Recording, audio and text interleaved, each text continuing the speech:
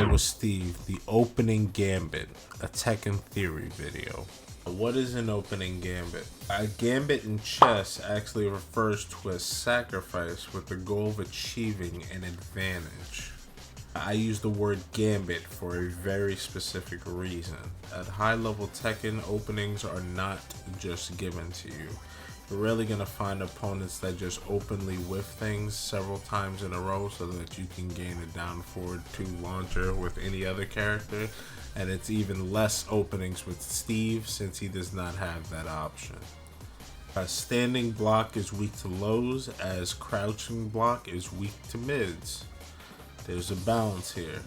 We are always open to counterplay, no matter who we are or what character we are using. We all have vulnerabilities with every move that we do. With every stance that we are in, we are sacrificing another aspect. Within 60 seconds, an offensive decision must be made that will make you vulnerable in some way or another. In layman's terms, this is how to engage the opponent from a neutral state of play.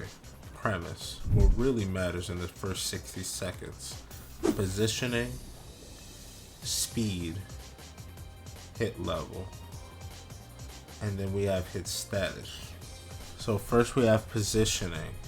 Let's take a 1 frame mid. There's no 1 frame mid in Tekken 8. Let's say, for example, if there were, like, boom.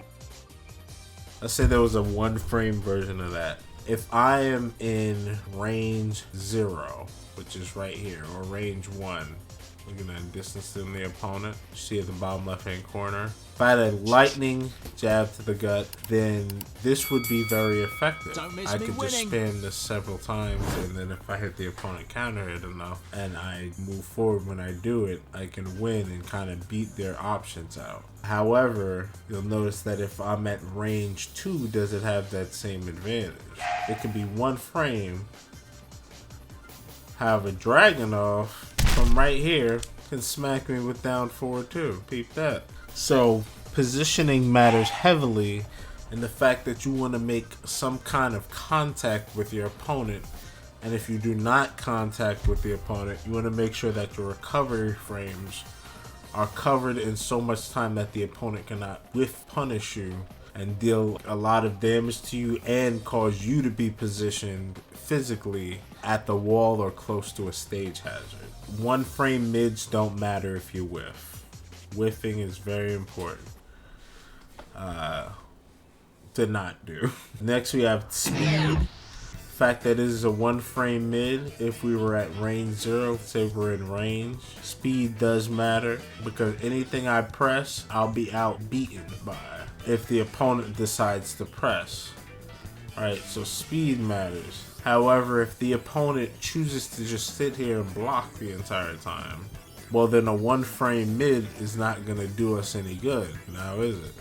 If this is the only move we have, it's just that 1 frame mid and the opponent just chooses to stand block, we're kind of at an impasse now because I can't break this offense. So what do we do now? That's where the next one comes in. This is where hit level comes in.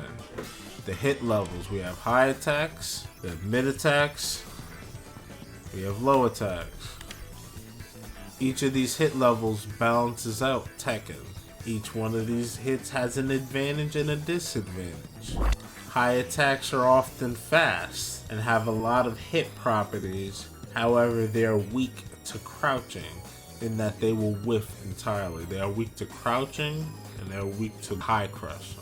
So attacks that will cause the opponent to whiff and then I get something. So this is where active defense comes into mention.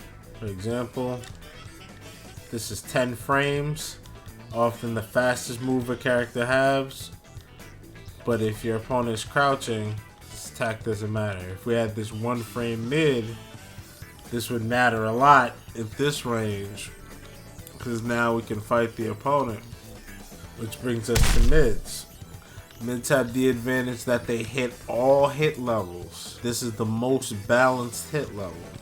This mid can hit crouching opponents. As you can see, the opponent is crouch blocking and the mid goes through their block. However, if I put them stand blocking, it will block it. However, it will still hit them. There's usually nothing that crushes this. However, there are certain strategies in Tekken 8 that can mid-crush. Xiao Yu can AOP underneath it. You can go underneath certain mids. And then we have lows. These damage the standing block. The opponent sets a standing block. However, lows will pierce that guard. Lows can be fast and slow. They're not going to be 10 frames. Normally most lows start around 12 frames. This one is 15 in particular, but I'm using instant peak. This is more of a stance low. One of our faster ones are 16 frames. It's what we would consider a fast low, something that's pretty quick and can damage somebody standing to make them want to crouch and eat some of the bigger attacks. Overall, it is better to be stand blocking than crouch blocking, as a lot of mids are considered launchers. There are low launchers in the game. However, there's a significant amount more of mid launchers in the game. It's really a lesson for me since I crouch a lot in certain matchups. Crouching can definitely help, but if you're finding yourself getting launched several times, that might be why. Then we have hit status or hit property. So where the attack is homing, it's a reversal break. You have armor as well. That's another hit property.